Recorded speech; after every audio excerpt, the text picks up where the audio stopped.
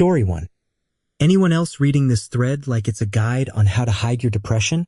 Start with walking or cycling more outdoors during daylight hours.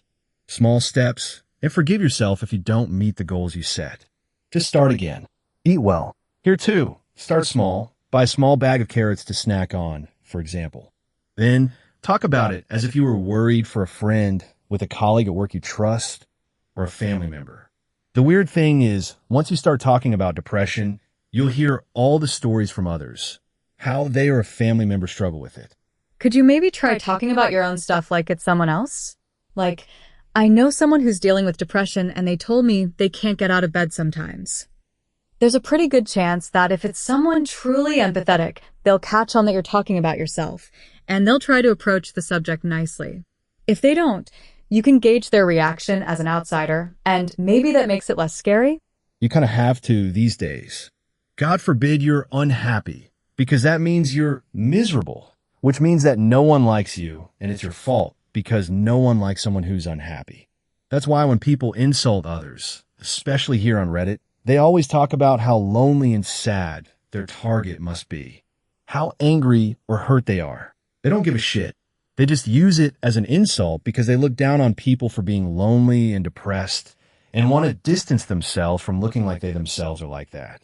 Story 2. One quiet sign is when someone is always busy. Not productive busy, but avoidant busy. They fill every silence, dodge stillness, and keep moving so they don't have to sit with themselves. ADHD here. This is the opposite of me. I long to do nothing. I crave nothing more than for my problems to solve themselves with no input from me. The inertia and effort required to do any of those tasks means I literally won't do them until I absolutely have to. My entire life revolves around tricking myself into initiating tasks I don't want to do. This is my wife to a T. She constantly says how tired she is and needs a break from everyone. She gets a day off to herself at home, and I'll ask her if she got to relax. No, I went out and did this, and that. Then went home, made these phone calls and social media posts, then had to do all these chores. Most of the time, it's not even very productive stuff. She just finds extra things to do instead of relaxing or hanging out with her family. This was me until I got medicated for ADHD and anxiety. Now I have to force everyone around me to relax and slow down. Story 3. Not caring about the things they once cherished deeply. Seeing them feel apathetic toward everything. They cling to forms of escapism such as video games, drugs, alcohol, and so on. Pulling them away from their escape is met with irritation or anger. They don't put their health first. You watch them deteriorate as they avoid doctor's visits and the dentist. They gain weight and don't care about it. They stop caring completely about how they appear to others, sometimes even displaying very poor hygiene in public. If you're in the United States and live or are near a city that is large enough to support a Sam's Club or another kind of big box store, it is almost a guarantee that there is some kind of behavioral or mental health center in some shape or form that specializes in low-income or sliding scale care. I've heard of places that charge $10 for each appointment, but I also have a friend who pays nothing for therapy and very little for medication, $4 to $5 a month, due to need and income level. A good place to start, or at least ask, would be your local health department for recommendations if you can't find anything applicable through searching on Google. Above all, don't lose heart. It feels really difficult to begin, but once you start rolling the ball in the right direction, you'll wonder why you didn't do it sooner. I'm kind of freaking out because this is me described precisely for the first time. As someone with kids, a marriage, a job, and now this stark realization that I'm tremendously unhappy and that everything I've done in the last year has been total self-destruction, sleep deprivation, smoking weed every day, no self-care, painful back and lungs, headaches that I haven't reported to my doctor for a year, hygiene just enough, so I don't stand out in the collective. I'm shocked. Really, truly shocked at how accurate this is and what to do now. I would build up a tolerance very quickly to selective serotonin reuptake inhibitors, and they would stop working completely after a year, even at the maximum dose. Then there was the horrible withdrawal. I tried so many over a 20-year period, and then my psychiatrist put me on a different type, moclobamide, And finally, I'm good. Unfortunately, it's trial and error until you find the best one for you. Story 4. Extreme changes in sleep cycles. They might sleep too much, not enough, or at very odd hours for them personally.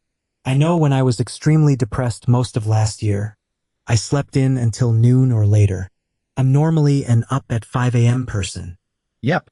My friends and I can see each other's numbers on our hour rings. And I noticed one of my friends was getting worse and worse sleep scores for a couple of weeks.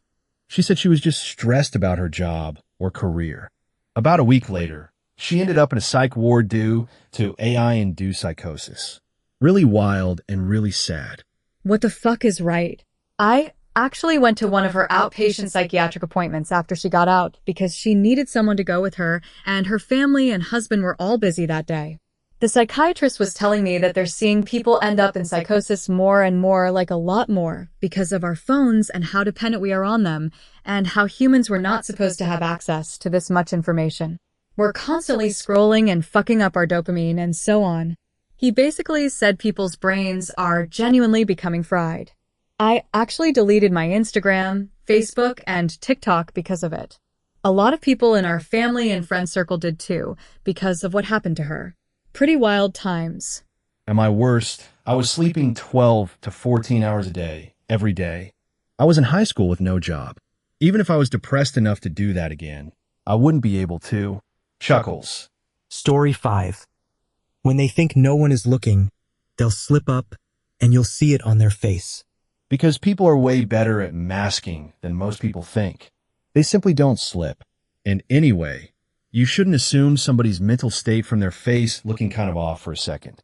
If you really want to know about somebody's state of mind, you need to get to know them and look for many, many more things than just the occasional facial expression. Dated a guy like that back in college. We kept in touch as friends, and then this past year, he decided to end his life, seemingly out of nowhere. I thought I knew that mofo better than most, and every single one of us was blindsided. Some people hide their feelings very well. I miss my friend. The first time I accidentally dropped my mask around my boyfriend, now my fiancé, was apparently shocking. The enthusiastic, bubbly girl he thought he knew changed into an exhausted shell. When he noticed, I just broke and ugly cried, basically in the fetal position. The way he supported me is one of the many reasons for the upgrade to fiancé. Story 6. I know 2 people. They were the nicest people on the planet. They never talked about themselves, ever. They never complained, and everything they did involved helping other people or spending time with their family. Both of these people committed suicide once their children went off to college, and it shocked everyone. It was completely unfathomable. There must be a different explanation. I always watch for these people. These types are often hiding immense pain, trying to do anything to make living their life worth it. Doing things for others seemingly makes it worthwhile for a while. Still makes me sad thinking about it. I once read somewhere that you do to people what you hope they do for you because you're not able or don't know how to ask for it. And sometimes not even how to take it if offered, but you kind of know that you would need it. It hit home pretty brutally. Sadly, if you're the kind, non-complaining, helping type you train, others that you don't need anything or gather people around you that enjoy being helped, need help, and don't have the capacity to ask back. Starting to talk about the fact that you actually struggle, actually daring to ask for help, and so on, is really the only way to change that I know. And yes, it filters people quickly. For some, it's too much, but do you really want to keep those in your life?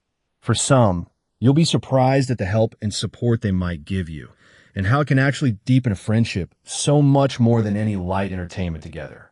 Actually, real friends are often happy that they can be helpful if you don't dress your needs as a joke and show up seriously asking for support, even if you don't know yet how that can look.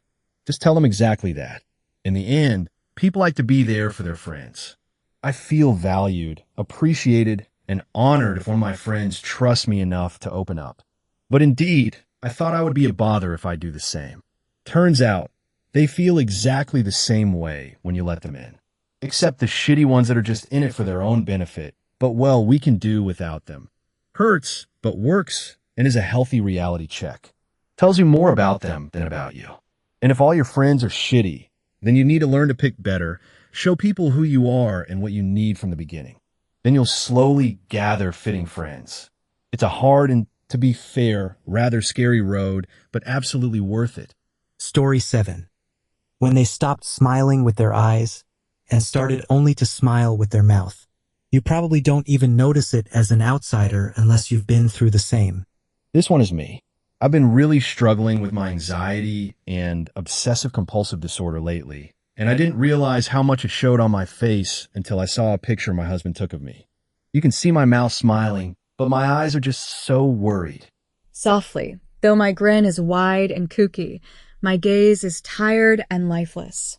I put on a front to hide that I really feel like walking out the door and not stopping that walk until I'm dead. I feel like this should be called the Mister. Beast smile. Chuckles. Cover up the bottom of his face and tell me he's smiling. Story 8. Weight gain from them clearly going home after work and plopping on the couch until it's time for bed.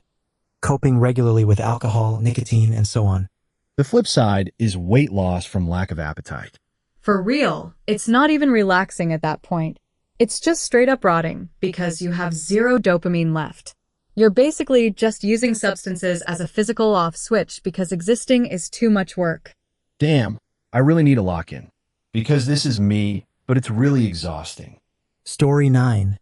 They start giving away things they cherish. Big warning sign that a lot of people miss. Another one is a genuinely good mood after making a big decision. Others think they're getting better, but that's not actually the plan. There was a post in one of the Pokemon card subreddits where the original poster was like, "My friend gave me his collection. How do I start determining the value?" It was a massive collection. An overwhelming majority of the comments were like, "You need to check on him. He may be planning an exit." If I recall correctly, the original poster took the warnings seriously and did a welfare check on his friend. I hope it ended well, and his friend is doing okay. Story 10. Frequent irritability. Practicing escapism such as constant daydreaming, endless scrolling, needing drugs or alcohol as a coping mechanism, or staying busy nonstop. The inability to tolerate any criticism, whether real or perceived. Saying it's fine about everything because they know any other response is pointless. Dismissing themselves. Refusing to ask for help. Self-silencing. Thoughts like, other people have it worse, or I should feel a certain way. Inability to focus is the main sign I see in my loved one. But he does experience pain. That distracts as well. I am at a loss. Story 11.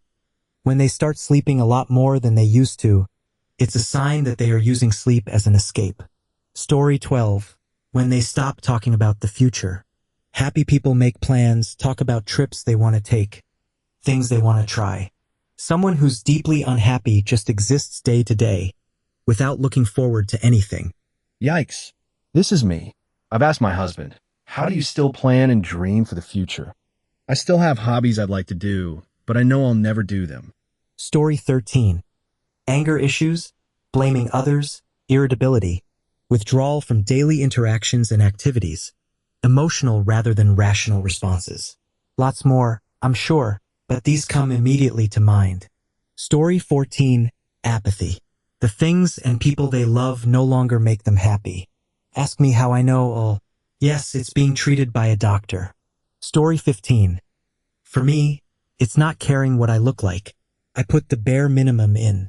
Barely showering, no makeup, huge bags under my eyes. Wearing clothes, but never anything fancy. Really, I just wear the same work clothes home, then change into sleep clothes. Even when I go to the mall, I catch myself wearing half my work uniform or just seeing stuff that reminds me of my job. Story 16. Self-isolation. A nearly complete withdrawal from day-to-day goings-on. This behavior is a key indicator of both depression and addiction. It may be one or both, but both of these conditions show the same behavioral characteristics. Story 17. Always seeing the negative side of things. My friend is always stressed about money, so everything he talks about goes back to costs. Even things for businesses and government projects. So, being obsessive about negative things can be a sign. Story 18. Hatred. Could be hatred of men, women, hobbies, people being happy, people having fun, and so on. Another one is harder to spot. Yet there is a kind of smile and a look in the eyes that should raise alarm bells, that the person needs a hug. Feel that. Often, seeing a happy person or attempting to seek happiness inspires such deep bitterness and contempt. It's like I'm another person, and in more lucid moments, I strongly dislike that feeling. Story 19. Giving away or selling possessions that they were never without in the past. No love for life. Story 20. They spend their free time on low-effort consumption. Scrolling indefinitely, rewatching the same show for the 10th time, or sleeping. They aren't resting. They're just waiting for time to pass. This. Why do you need to call me out like this? Story 21. You can see it in the whole body, in the way they carry themselves. Stress does that. In my case, pain is a big part of it, but other times it's been shame. I had cystic acne for the entirety of my teenage years and 20s. You can look at people who might look at the ceiling or have locked eyes straight ahead, and you can tell all they want is to not be watched because they're in agony when awake and around other people, even if they're not visibly frowning or anything else. I'm amazed to see it in others out in real life. Other people who look lost and afraid or just defeated by life and the realities of their lives. And they're alone, whereas in public spaces, what you'll see are people with friends, family, or occupied with some purpose or their companions. Thoughtful, but I could be projecting. Story 22. Since this is for AI, when they projectile vomit every time they try to speak. This entire subreddit is basically just an artificial intelligence farm now. Story 23.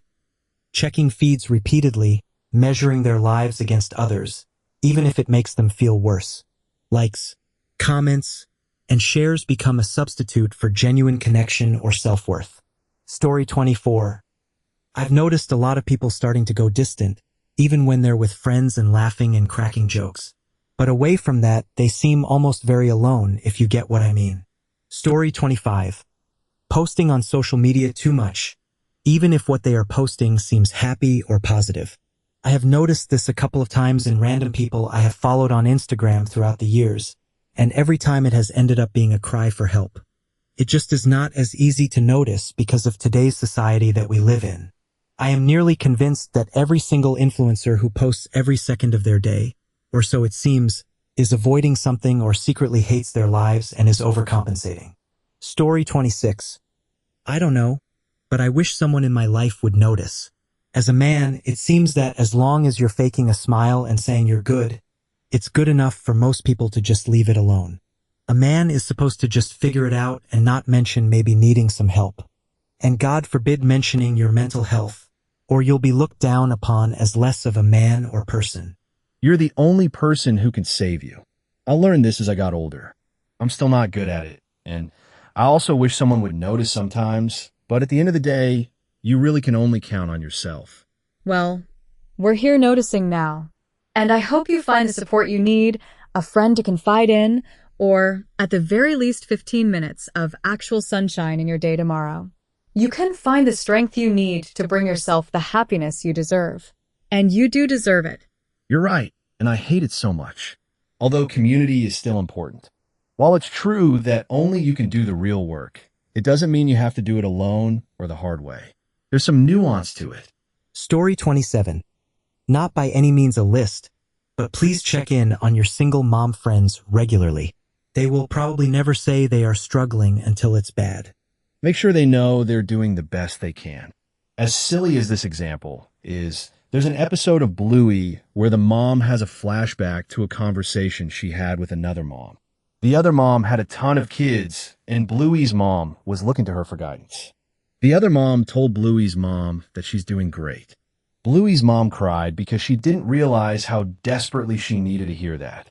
It's a really touching, emotionally intelligent episode. There's a YouTube clip of it you can find online. Story 28. Talking negatively about everything. Other people, things, and so on. Daily complaining. Story 29. I find myself in a lot of these comments. I booked myself a therapy session.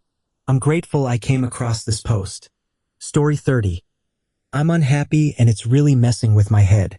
I don't leave my apartment unless I have to. I'm exhausted all the time. I'm up too late. My motivation to work has tanked unless I have a deadline. I don't do much of anything because everything feels hard. But when I talk to my friends, I feel genuinely fine. Like I'm masking for myself too. I'm already being treated for depression. This is all new behavior. Story 31. If you're in the UK, help is out there. Anyone can contact the Samaritans by calling 116-123 or text shout to 85258 anytime. The Samaritans even have an email address, which is particularly useful if you find talking difficult and are not in a dire emergency. The NHS website is also a fantastic resource if you're looking to find wider mental health services. Always remember you can also ring 111. Resources, NHS Emergency Resources, NHS Mental Health, The Samaritans, and Shout. Story 32. I didn't realize I was deeply unhappy until a friend of mine asked me last summer to tell him about the last time I felt super happy. This was an attempt to change the subject from something dark to something light. It was in that moment that I sadly realized that I'm deeply depressed. It had been at least 2 years since I'd been happy, but even the happy memory I go back to, it was a great day at a lake together with my ex-husband, is wrapped in grief. I've not been happy since he asked me either. So what are the signs I exhibit? Always busy. I absolutely exhaust myself to keep my brain occupied because it stops me from filling the silence with self-destruction, like alcohol. Of course, not sleeping is destroying me too. I've lost a lot of weight from a combination of stress and not eating enough due to financial constraints. I have bags under my eyes. My skin is dull. People always tell me that I look tired, to which I always laugh and answer that I am. If they ask me how I'm doing, I just say, tired. But all right, maybe I crack a joke about being tired to keep it light. I withdraw from people. I stopped reaching out to friends, but I'm always super happy if someone reaches out to me. It doesn't happen often. I decided that it hurt too much to reach out to people just to be forgotten or ignored. Self-deprecating humor. Sometimes a very negative worldview. Sometimes very positive. Hard on myself while being understanding of others. You are more important than you realize, probably to a number of people. If you have any way, through insurance or work, to access therapy sessions, please do it. If money is an issue, search online for therapists that accept reduced rates or a sliding scale. I can tell from your writing style that you're good at it. A journal can also be a good way to work through feelings if that is your only option right now. Depression does not go away easily if you have been in it for a while. I see a psychiatrist for my attention deficit hyperactivity disorder medication. I try to tell him I'm depressed, as I'm also dealing with complex post-traumatic stress disorder, and he just brushes it aside. If I ever tear up in his office when he asks how I'm doing, he changes the subject quickly and mostly just talks to hear himself speak. So I've given up on asking him. I've thought about journaling. It makes me cry when I've done so in the past, but maybe that's why it's worth trying again. Thanks for your kind words. Story 33. They try to act normal around other people, but if they have social media, they hardly use it. Story 34. Little spontaneous speech. They might still respond to you and engage in necessary social niceties. Story 35. There's a YouTuber who helps children from dysfunctional families overcome bad relationship habits. She often talks about how certain emotions can be leaky. One example is, even if you're trying not to show your jealousy, the fact that you are jealous will come out in other destructive ways. The true emotions leak out. I think all our emotions can be quite leaky if you're around someone long enough. You can feel it off of them. But a couple of things that come to mind are anyone who's obviously trying so hard to make their life look so great on social media. It's not just a normal vacation picture, but heavily edited or posed, with a caption that feels so fake. Another is someone who's using a lot of substances. They might look like they're just having a great time, going to bars a lot, smoking weed. Mind-altering substance use is a big clue. Anyone who very obviously has an asshole spouse. You might know someone who's joyful and friendly, but if their spouse is a genuine asshole, you can bet they deal with a lot at home. Story 36. They live their lives in a fantasy, running away from their problems by pretending they've conquered them.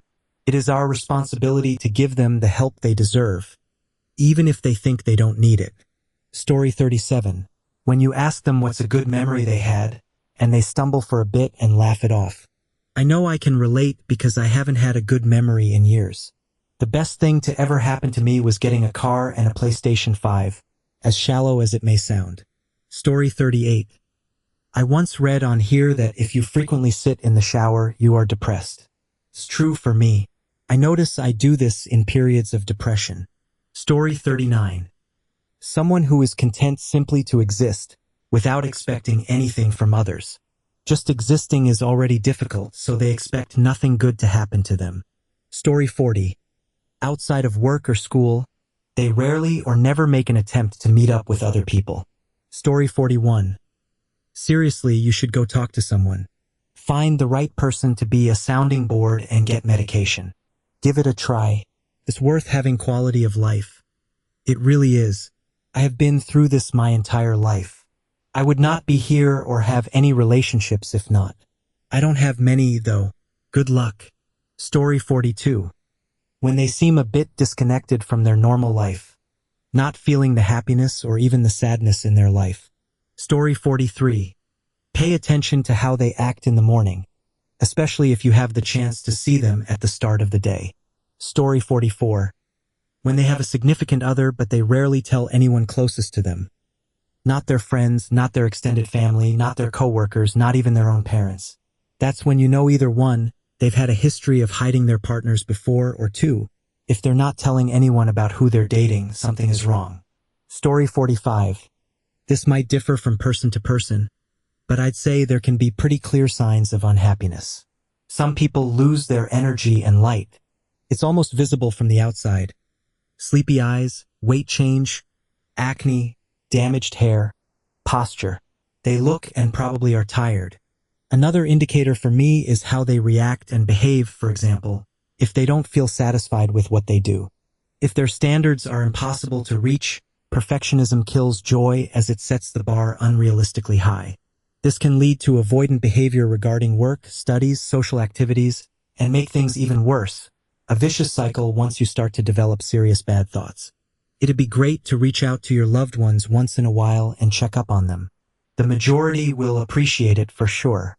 I want to add binge watching or consuming social media, and in general, anything to mute emotions and thoughts as well.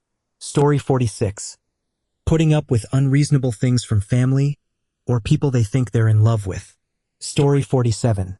Framing everything from their own point of view in writing and speech. Not always, but frequent use of I statements has been heavily correlated with depression. Obviously, correlation doesn't equal causation. Story 48. 1. Avoidance. Losing interest in hobbies, not getting work done, saying no to friends, or even just not texting back. 2. Body language. We all know the smile with your eyes thing, but it's also things like crossed arms or legs, being physically closed off, taking up as little space as possible. Loose hugs, avoiding touch, although this can be attributed to other things, and depends on if the person is already touchy or not.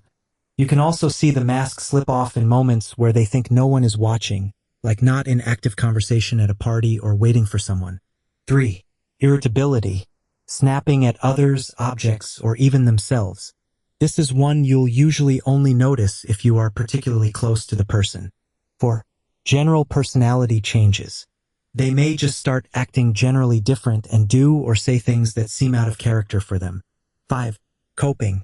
Falling into things like drugs, alcohol, gambling, and so on is a big one, but smaller things can qualify too. Overplaying video games, binge-watching TV, doom-scrolling. More taboo things like eating disorders, porn, or masturbation addiction also fall into this category. 6. Combination or prolonged symptoms. Any of these in isolation or temporarily could be nothing, an indicator of a bad day or week. But combined and over the course of weeks, months, years, and so on, could very much mean something bigger. Story 49. When they find an excuse for any reason why they can't have a better experience in life, often playing the martyr. Story 50. That you keep asking this question in various forms, over and over and over and over. Story 51. They look like this. Story 52. I can send you some selfies to study. I'm sure I'm as open as a book, the way people act around me.